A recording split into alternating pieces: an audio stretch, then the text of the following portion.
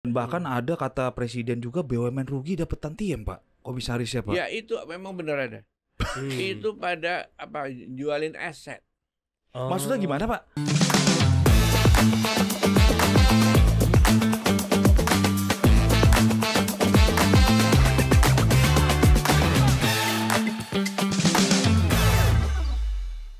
Halo Sobat Cuan, kembali lagi bersama saya di podcast Cuap-Cuap Cuan. Kali ini kita berada dalam segmen Koneksi Konten Ekonomi Seksi. bersama saya Wahyu Daniel, pemimpin redaksi CNBC Indonesia. Saya ditemani oleh Michael Jeffriando, redaktur pelaksana CNBC Indonesia yang menangani sektor ekonomi makro, moneter, fiskal, dan lain-lain.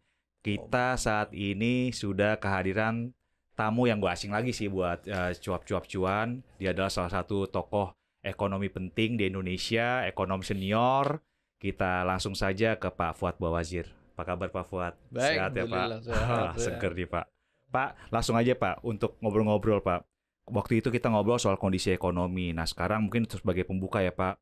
Bagaimana sih Bapak ngeliat situasi terakhir Pak? Kemarin kan baru aja ada demo-demo besar, protes besar. Bapak kan juga udah pernah pengalaman deh Pak ngadepin yang kayak begini-begini Pak dari zaman 98 yang pada saat itu krisis besar gitu Pak. Melihat sekarang bagaimana sih Pak kondisi Indonesia yang sekarang Pak?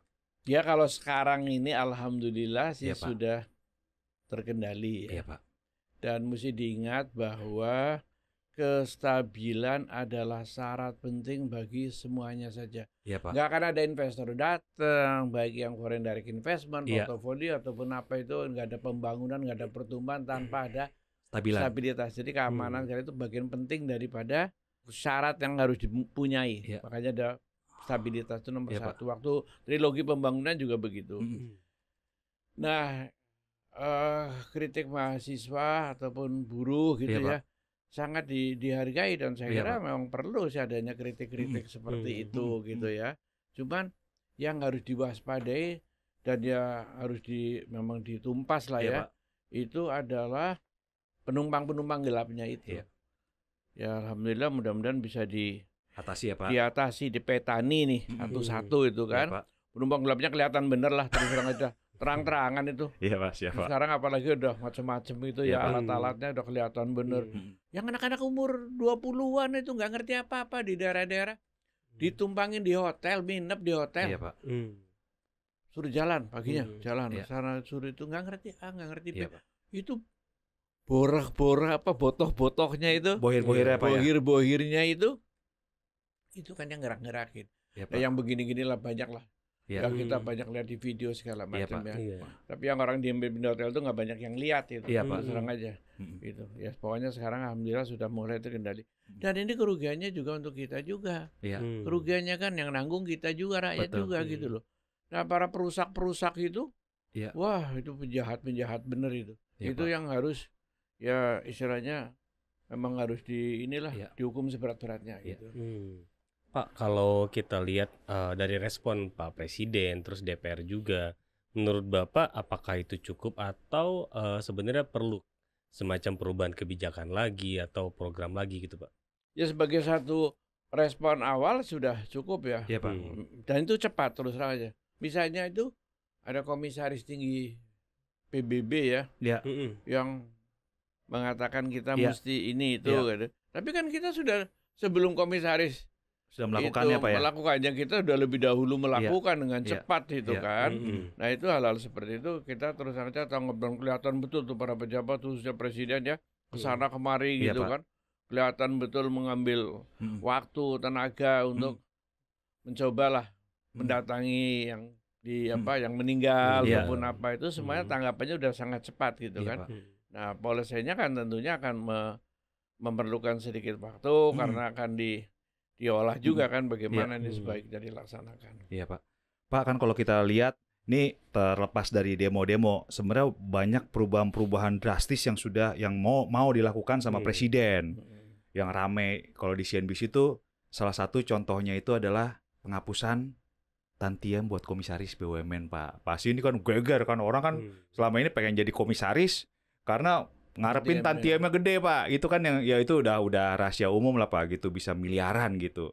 Nah, Pak Fuad sekarang kan ini posisinya sebagai komisaris utama Main ID ya Pak, perusahaan tambang besar gitu. Bagaimana sih Pak Bapak ngeliat gini? Bapak juga pernah menjadi Menteri Keuangan. Pasti Bapak tahu dong soal gaji-gaji, bonus-bonus komisaris gitu. Gimana Pak? Komentar ya Pak? Terus terang aja waktu tantiem itu ditetapkan sekian-sekian itu saya tuh terkejut-kejut. Karena saya pernah menetapkan dulu, saya tuh salah satu membuat tabel. Tabel apa Pak? Tantiem itu berapa ya. Itu tahun awal 90.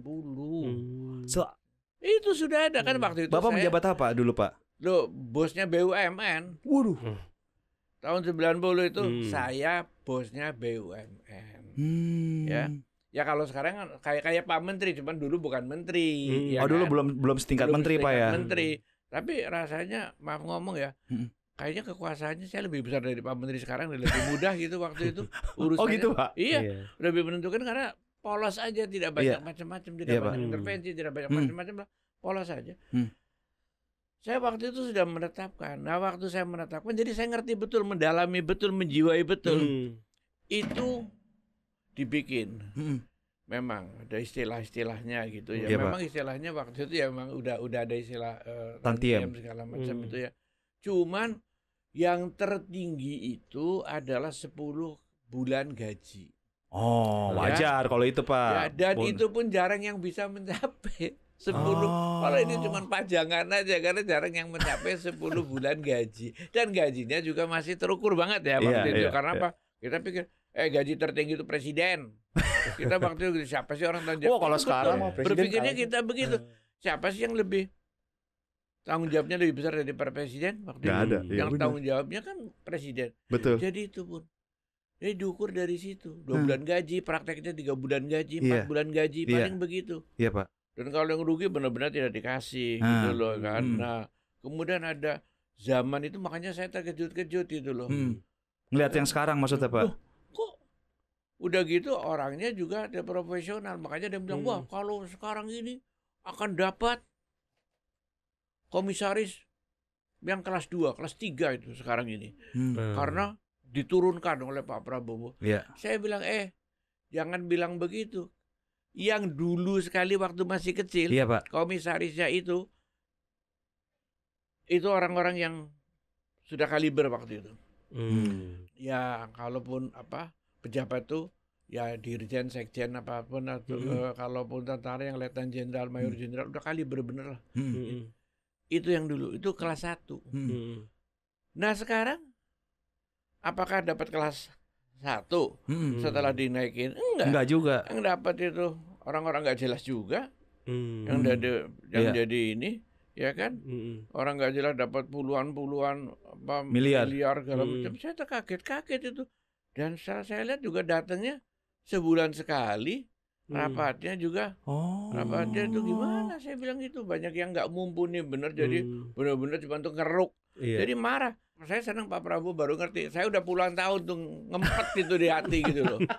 Aneh juga gitu kan. Udah gitu jumlah komisaris banyak kan Pak, BUMN Pak. Tapi sekarang udah dipangkasin sih Pak. Pangkasin dulu itu pun juga sedikit. Itu jumlahnya itu. Komisaris dulu ya, saya ingat betul. Komisaris itu dulu perbankan misalnya maksimum 5. Iya Pak. Ya. Itu pun suka diisi 3, 4. Kalau belum ada bener yang pas ya. Nggak diisi. Jadi nggak harus full gitu ya Pak ya? Nggak full gitu loh. Dapatnya juga sekedarnya gitu kan. Ini kan sekarang di full gede-gede. Ya duit rakyat habis. Iya Pak. Berapa itu banyak yang digunakan. Dan ya terus terang aja kita sudah udah 4 benar gitu loh. Alhamdulillah Pak Prabowo naik terus dipangkasin itu alhamdulillah gitu kan. Terus terang aja. Luar biasa itu. Pak kalau mungkin bisa diceritakan Pak, sebenarnya tugas komisaris yang benar tuh aktivitasnya keseharian tuh di perusahaan tuh seperti apa sih Pak? Tugasnya ya memang bukan dari kegiatan hariannya sih. Operasional ya Pak. Sehari-hari itu kan tugasnya direksi. Betul. Ya. Ada komisaris yang sebulan sekali rapat, memang rapatnya bulanan, ya kan. Nah di tempat kami itu memang rapatnya itu bulanan. Ya. Tetapi seminggu sekali kita ada rapat. Nah rapat yang mingguan itulah yang mengisi bikin arahan. Tabel banyak benar itu setiap hari segini arahan kepada direksi itu. Dan itu orang-orang yang ahli semuanya.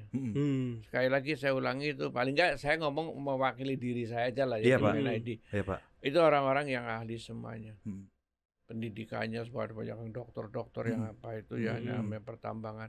Itu orang ahli, ngasihkan kepada direksi untuk didistribusikan. Dan direksi ini kan ngolah juga kan, bekerja juga gitu loh. Seperti itulah. Jadi ya setiap minggu gitu ya, rapat. Iya Pak. Gitu. Tapi Tantiam itu benar Pak sampai puluhan miliar ya Pak ya? Ya begitu yang disampaikan oleh Presiden, masa nggak benar, tapi yang jelas memang besar lah pokoknya gitu pokoknya. Dan bahkan ada kata Presiden juga BUMN rugi dapat Tantiam Pak, komisarisnya Pak. Ya itu memang benar ada. Itu pada apa, jualin aset. Maksudnya gimana Pak? Jualin aset buat gaji gitu Pak? Ya jual gaji buat Tantiam, jual aset. Nah, kalau aset yang lama yang nilai bukunya zaman bahala istilahnya, itu kan untungnya jadi gede gitu kan, dongap-dongap laba gitu. Aduh, akal-akalan begitu tuh banyak. Terus terang aja, ya agak rusak-rusakan juga sih memang. Pak, iya kan Bapak kan jadi komisaris utama BUMN besar Pak. Harapannya emang ada perubahan yang itu ya Pak, soal organisasi ini Pak ya, BUMN Pak ya, selain Tantiam ini Pak? Iya, kita memang harus terus aja mengembalikan ketertiban lagi lah di BUMN itu, ya kan? Jadi orang pada ngejar BUMN itu untuk dapat komisaris. Iya Pak, dulu kerja dapat duit gede, itu zalim dong, rakyat tahu marah memang. Nah itu Pak Prabowo tahu aja, Pak Prabowo aja marah. Iya betul. Dibubarin, makanya saya bilang alhamdulillah itu udah dibubarin begitu. Ya memang ada yang marah. Kan BUMN saya labanya besar. Iya betul. Kenapa? Laba besar emangnya lu yang nyari, lu yang dapat, emang udah besar dari dulu, emangnya dari karyanya dia kan enggak juga gitu. Jadi nganggap itu sudah kayak haknya, padahal itu bukan haknya. Terus terang aja. Terus juga ada yang bilang komisaris main proyek di BUMN itu sendiri gitu Pak. Nah itu kan juga udah dapat Tantiem, tunjangan dari proyek itu gimana Pak? Kalau Bapak melihat ya, itu pokoknya ya itu tidak sesuai lah, tidak sesuai ya tidak boleh kan. Pak, kalau untuk klasifikasi nih Pak, untuk kalau kata Bapak supaya komisaris itu misalnya orang-orang yang tepat sesuai bidangnya, apa sistem yang seharusnya dibikin Pak biar mereka benar-benar bekerja sesuai bidangnya gitu Pak? Biar nggak kesannya, kalau sekarang kan kesannya kayak jadi komisaris tuh dapat jatah gitu, mungkin karena dukung pemerintahnya atau apa gitu Pak. Ya sekarang kita lagi mulai terus terang aja mengembalikan, saya tidak malu-malu mengembalikan ke sistem yang lama, pelan-pelan kita kembalikan. Bisa di tempat saya. Masalahnya ada macam-macam ya. Antara lain bagaimana kita berkomunikasi dengan kementeriannya. Kementeriannya kalau bertambangan ya kementeriannya adalah Kementerian SDM. Betul. Kita angkat salah satu dirjen yang paling berkepentingan. Dan memang kita angkat. Iya, untuk jadi komisaris. Komisaris. Jadi ada hubungan kita tetap aja itu. Istilahnya cecer itu dia kan. Nah itu kan memang membantu. Membantu betul. Terus ini Pak, gini. Mantu rapat lagi. Seminggu kali rapat lagi mana itu. Itu memang membantu. Lah maaf ngomong ya, kalau cuma diambilin dari orang relawan ataupun apa yang tidak ngerti kebetulan aja ya nggak ada apa-apa, cuma datang ngambil pungutan aja kan susah sepertinya gitu kan. Nah jadi kita kembalikan kepada orang-orang yang memang ada hubungannya. Jadi kalau urusannya ada, ini keamanannya banyak ini keamanannya adalah sekarang banyak illegal mining. Ada ribuan illegal mining gitu kan. Kita mau ngapa di illegal mining, pusing gitu kan. Ya kita angkatin. Pak Gub, mana ini?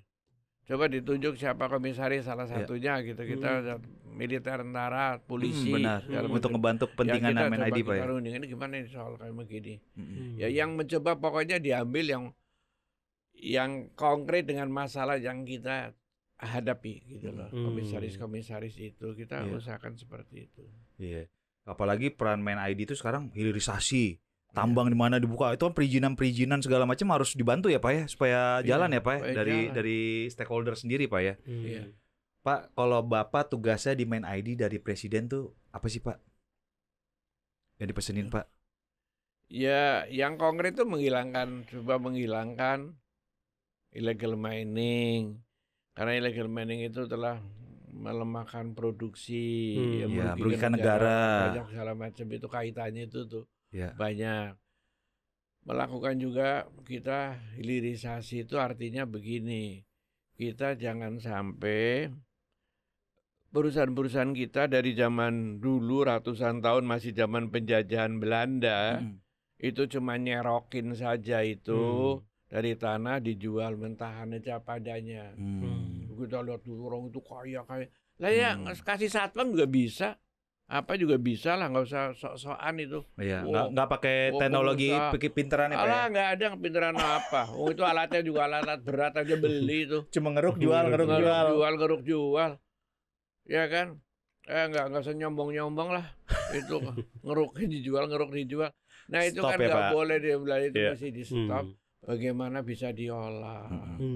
Diolah kan kita tahu nilainya banyak, produknya juga banyak, daripada kita impor semuanya. Iya, benar.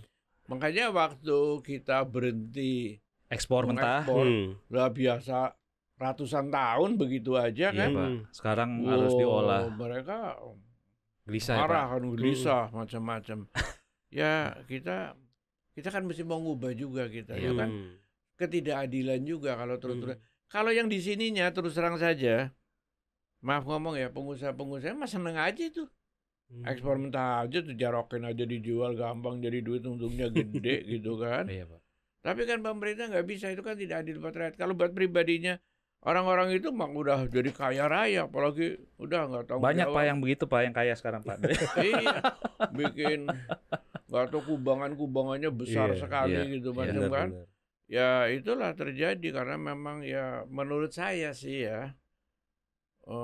Penguasanya yang bikin aturan, dia juga pengusahanya juga. Iya, betul. Jadi kan konflik. Iya, betul. Wah, terus bikin aturan begini, nggak bisa. Kalau ada salah-salah putihkan saja. Iya.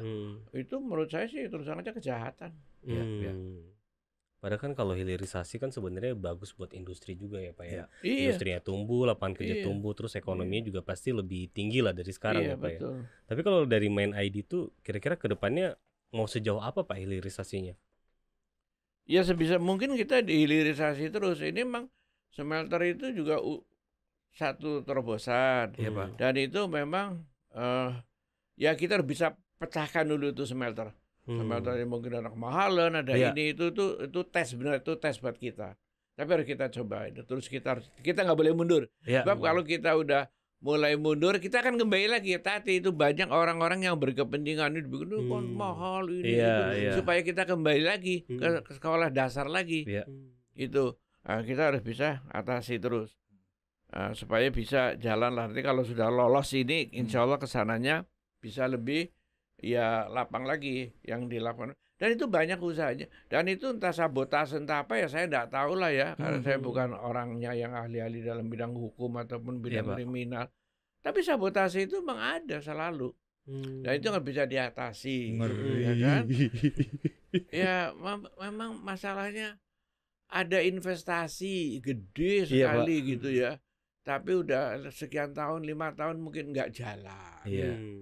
Ya kan, padahal investasi bagian terobosan daripada seperti itu untuk melakukan ya supaya barangnya tidak dijual mentah-mentahan saja gitu supaya bisa dimanfaatkan, tapi macet gitu kan.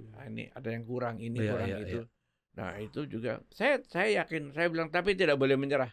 Terus saja kan kita terobos ini selalu dalam masalah-masalah setiap kali ada perubahan besar akan ada masalah-masalah seperti itu. Baik yang sengaja mencabut ataupun yang sengaja mencari uang aja gitu, menganggap ini baru menganggap pengalaman, ini kesempatan orang ngeruk duit juga dari situ. Ada aja, tapi kita harus coba. Ya semesta nerima dong. Tapi kalau emang serakah, bandit maunya untung sendiri, kalau saya sih ala Bung Karno aja, kalau nggak mau ya disita sekaligus.